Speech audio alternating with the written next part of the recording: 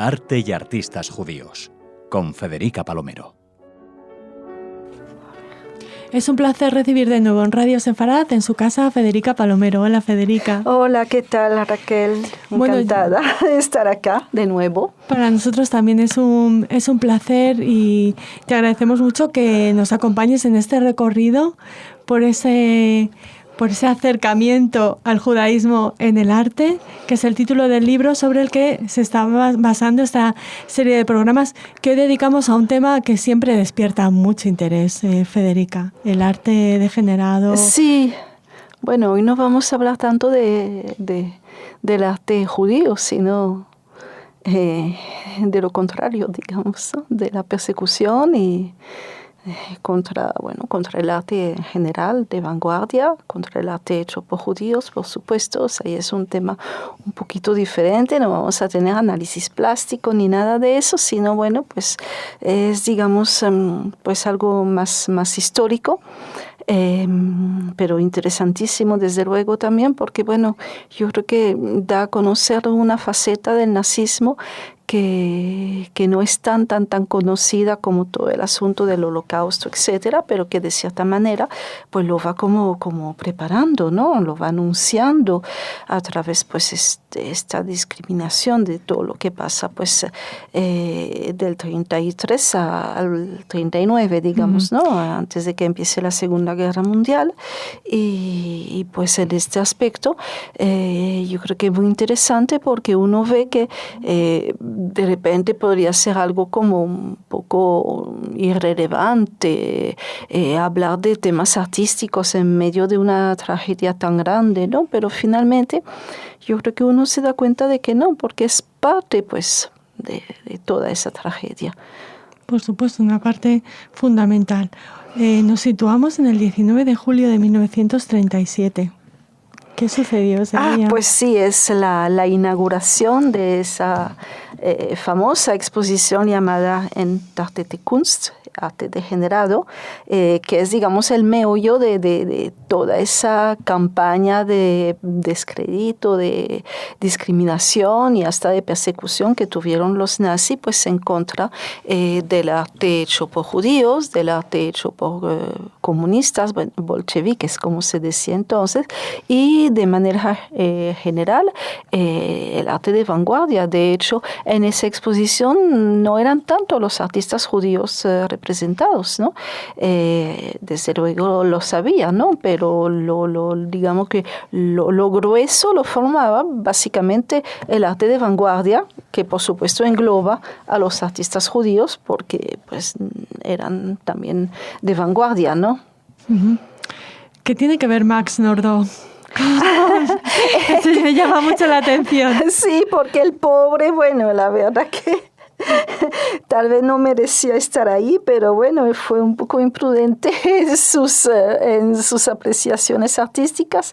Yo creo que era un señor, de ideas muy avanzadas en cuanto a política y todo eso, que, fue compañero de Herzl y que participó, por supuesto, en la ideología del sionismo político, ¿no? Pero por otra parte, como que en cuestiones de arte era pues sumamente conservador, y entonces para él el arte degenerado era pues ese arte de vanguardia que él realmente no entendió pues en su tiempo, y entonces después pues digamos que esa expresión tuvo tanto éxito que cayó en manos de quienes no debían, ¿no? Sí. Y los nazis utilizaron ese término en principio acuñado por el sionista Nordau. Exactamente, contradicciones de la vida y de la historia, ¿no?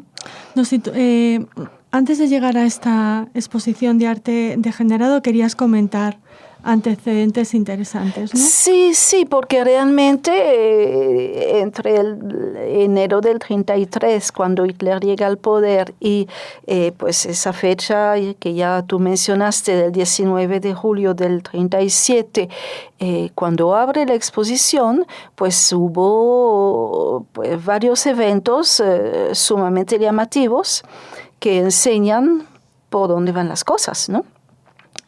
Incluso eso no es el caso en todas las dictaduras, pero sí en muchas, que sus dirigentes tienen conciencia del peso que tiene la cultura en la sociedad y entonces no tienen indiferencia hacia la cultura, como fue el caso de algunos, sino que más bien saben que la cultura puede ser un arma a su favor o en su contra, desde luego.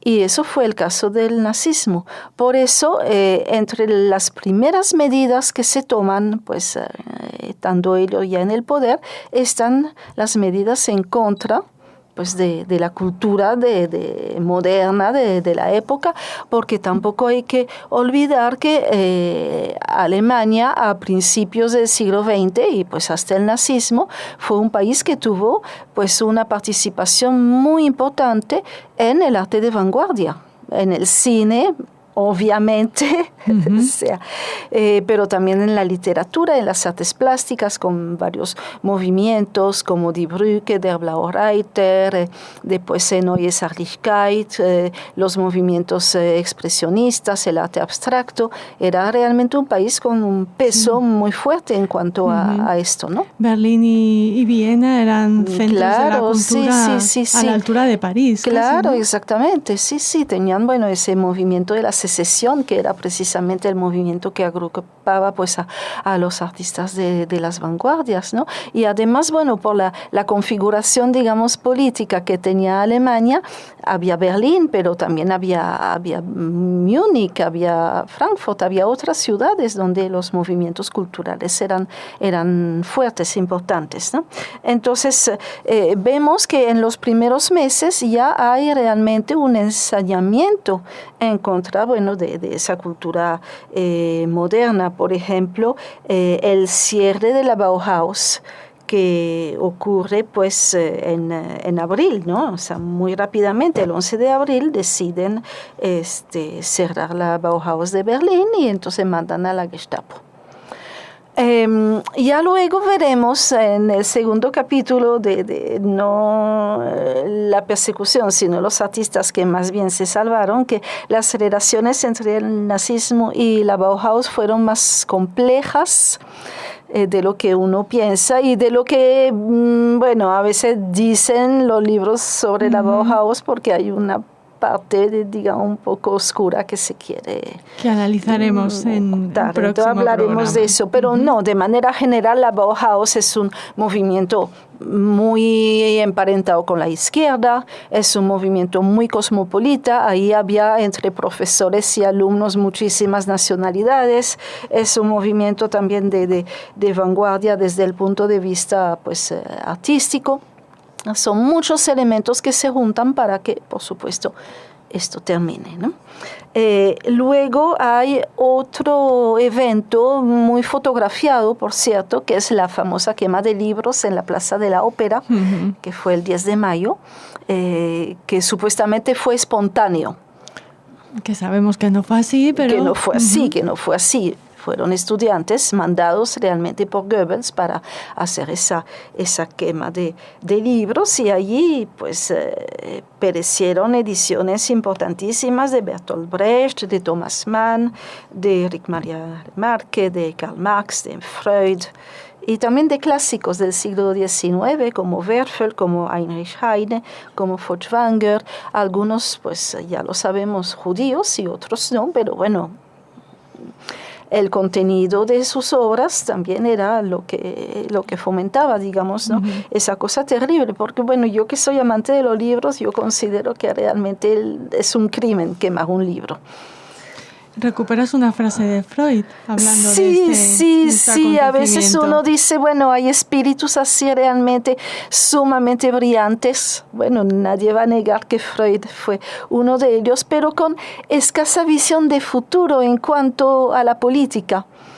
Bueno, a lo mejor porque no les interesa o porque están en otros quehaceres, obviamente, y entonces no logran realmente captar lo que está pasando en torno a ellos, ¿no? Y fue el caso de Freud cuando dijo de manera muy irónica, cuánto ha avanzado el mundo, en la Edad Media me habrían quemado a mí, fíjate. Bueno, él no lo Terrible quemaron, sí, vista en él, perspectiva, pero ¿no? sí, realmente después a con la la luz Shoah. de lo que pasó con la Shoah, la verdad que fue una falta total de visión histórica, pero bueno, también se entiende porque no era lo suyo, pues. Uh-huh. Y seguimos avanzando en este capítulo. ¿Qué nos quieres comentar más? Pues que en la línea de lo que yo decía, ¿no? Que hay realmente pues un programa cultural, una política cultural diseñada por los nazis. Podemos ver que en septiembre del 33 crean la Cámara de Cultura del Reich, que depende directamente de Goebbels, porque es un organismo adscrito pues al Ministerio de Propaganda e Información. El peso de la cultura precisamente uh-huh. como propaganda, ¿no?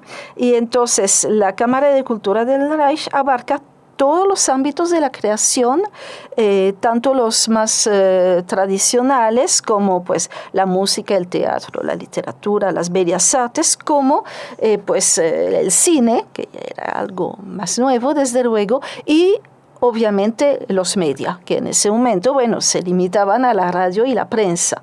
Y todo eso entonces pasa pues a ser controlado por esa cámara dirigida por Goebbels. Y los artistas, actores, escritores, todos los que tenían una producción cultural tenían que estar inscritos para poder publicar, editar, exponer, etc. Por supuesto, había que ser ario. Entonces, ya el hecho de ser judío impedía de por sí pues cualquier actividad de tipo artístico. Exactamente, ¿no? Entonces eso, bueno, llevó muchísima gente pues al exilio y a una situación realmente sumamente trágica, desde luego, ¿no? Entonces, todo esto para ver que finalmente la exposición de arte degenerado es algo que se venía gestando en el espíritu, no en el hecho, porque más bien fue algo sumamente improvisado en cuanto a la organización, pero es parte, digamos, de toda esa ofensiva en contra pues, de la cultura, de las ideas, del pensamiento pues, de la época, de las vanguardias, etcétera, ¿no? Entonces, la exposición de Arte et Kunst fue organizada y abierta en presencia de Hitler, lo que también enseña inaugurada, el peso, ¿no? exactamente, y tenemos fotos de él paseando allí con los altos personeros, como se dice, del régimen, etcétera, ¿no? Y las obras que estaban expuestas fueron recolectadas en muy poco tiempo, en menos de 15 días, o sea, la eficiencia alemana para bien y para mal, ¿no? Y se mandó un decreto a 101 museos en Alemania, una cifra considerable, ¿no?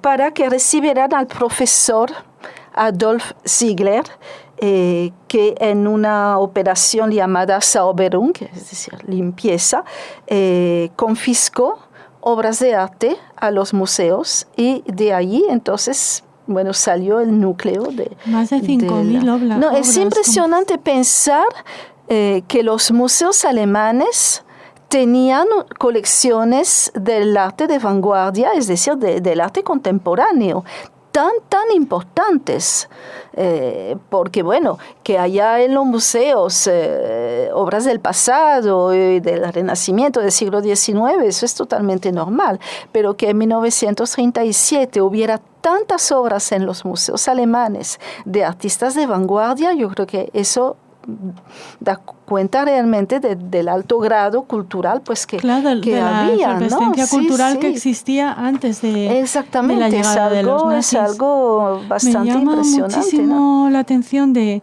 lo que comentas, yo no lo sabía, que en esa exposición se mostraron dibujos de enfermos mentales porque ya se estaba preparando otra de las acciones terribles de los nazis, exactamente, ¿no? El asunto de la eutanasia, que al mismo tiempo fue una manera de probar la eficacia de las cámaras de gas Eso se hizo en Austria, no se hizo en Alemania, y fue, bueno, o sea, realmente es una cosa absolutamente desgarradora pensar que se está atacando la población precisamente más indefensa. Uh-huh.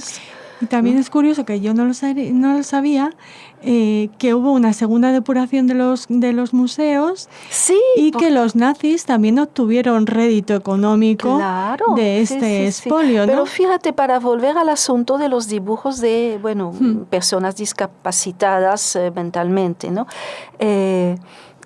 Eso tiene, por supuesto, un significado, que es que los artistas de vanguardia, para hacer esas cosas que hacen, tienen que ser enfermos mentales, porque una persona normal, entre comillas, no haría pues esas cosas tan... Los nazis no son sutiles en sus mensajes. Exactamente.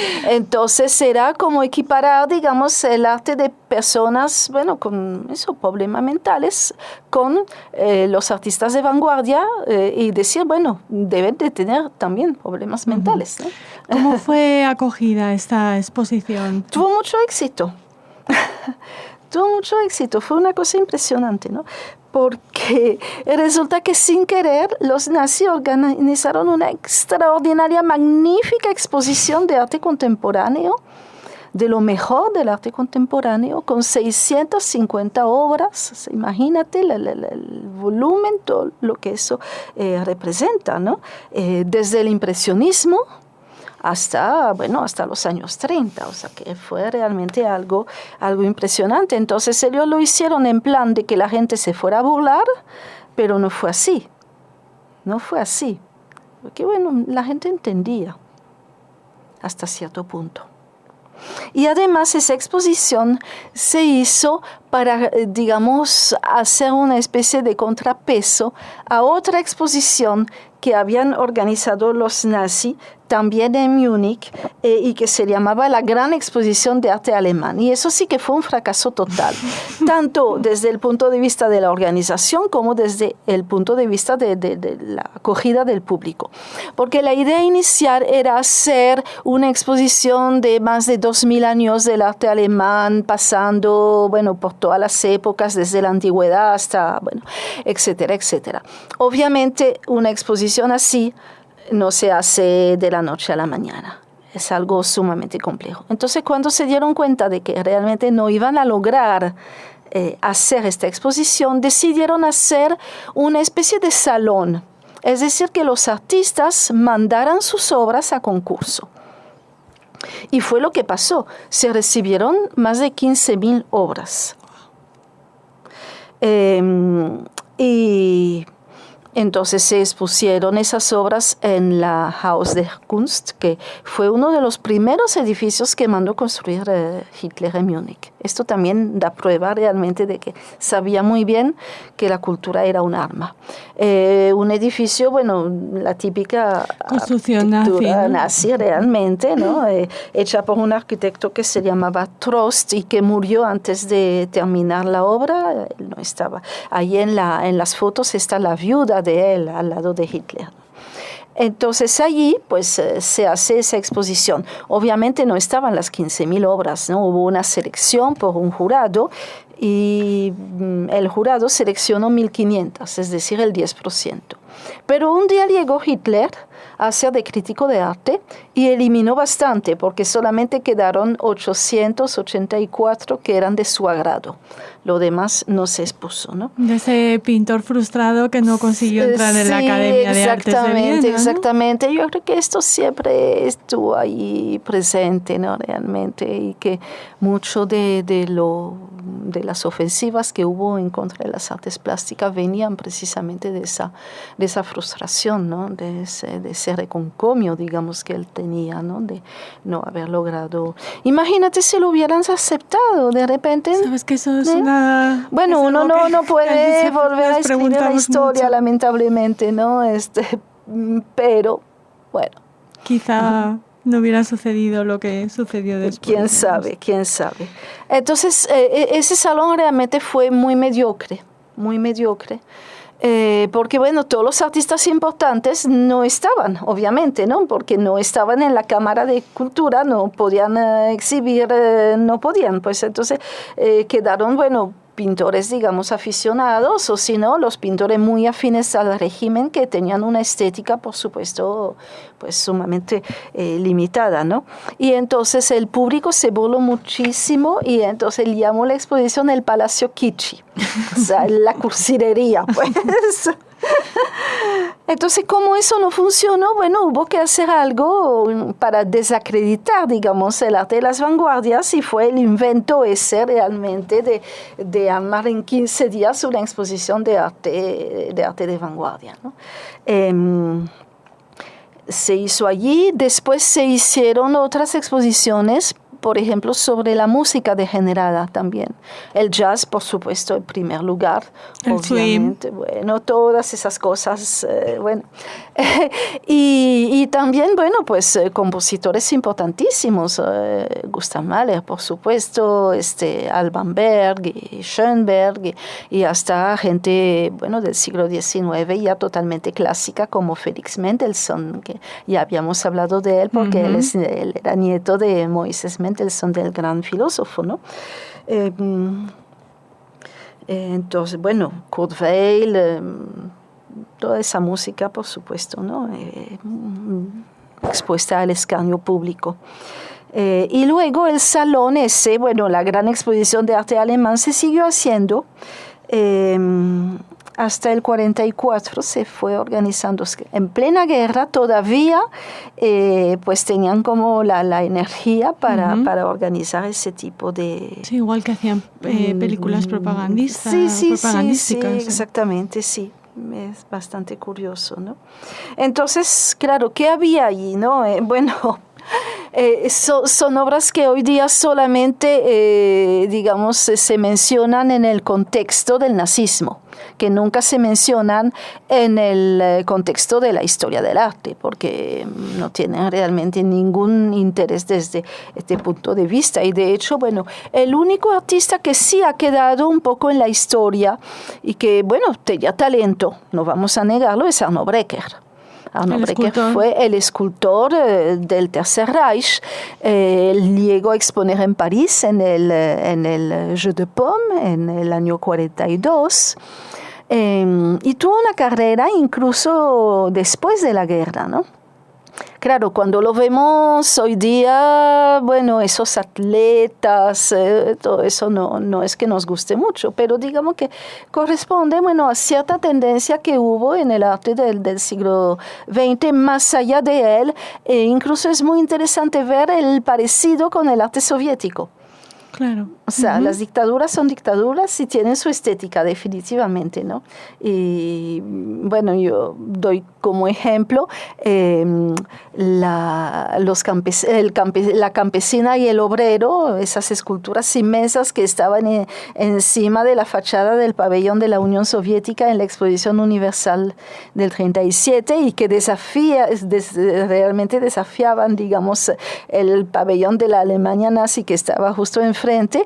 Y cuando uno va a ver, es exactamente la misma estética, es decir, bueno, retomar, digamos, el arte griego, pero de una manera bastante esquematizada para crear, bueno, un tipo físico así como fuerte, como musculoso, etcétera, etcétera, a la gloria, pues, obviamente, del régimen, ¿no? Nada que ver con Hitler y los retratos, porque por mucho que quisieran embellecerle, ¿no? No, era difícil, la verdad que no era un ejemplo así muy fehaciente de la raza aria. Pero sí que le dedicaron, claro, por servilismo, sí. retratos. Muchísimo retrato, porque lo interesante es ver que la primera edición de la gran exposición de arte alemán en el 37, bueno, no había, digamos, mucho entusiasmo por el régimen todavía, ¿no? Pero ya luego, pues hay artistas que cayeron en la cuenta de que primero, el primer comprador de obras de arte en la Alemania nazi era el gobierno. Segundo, que la única manera de sobrevivir en ese ambiente era doblegarse a la estética. Entonces ahí sí hubo, digamos, pues más obras producidas según esas pautas, ¿no? Y entonces había muchísimos retratos de Hitler, tanto que decidieron que por salón iba uno solo. Bueno, y sumándome al paralelismo que has hecho, sucedió lo mismo con Stalin. Sí, exactamente. Y cuando murió y que Picasso hizo el famoso dibujo para la primera página, la portada de l'Humanité, del periódico comunista francés, pues eso creó muchísimo conflicto interno dentro del Partido Comunista, porque precisamente era un dibujo que no obedecía, digamos, a las pautas del realismo socialista, pero era Picasso, entonces, bueno, tuvieron que aceptarlo, ¿no? Es bien interesante ver esto, ¿no? Federica, ¿qué artistas judíos estuvieron presentes en esta muestra de arte degenerado? Bueno, estuvo Max Liebermann, que fue realmente el creador del impresionismo alemán, un artista sumamente importante, que por ironías de la historia vivía en Wannsee, justo al lado de donde se hizo la famosa conferencia. Bueno, él ya se había muerto. Liebermann, bueno, era realmente un artista muy importante, muy respetado, bueno, por su obra, desde luego, muy encantadora, muy impresionista, y también, bueno, por su labor académica, ¿no? Él era, pues, el director de la Academia de Bellas Artes de Berlín hasta 1932, él estuvo.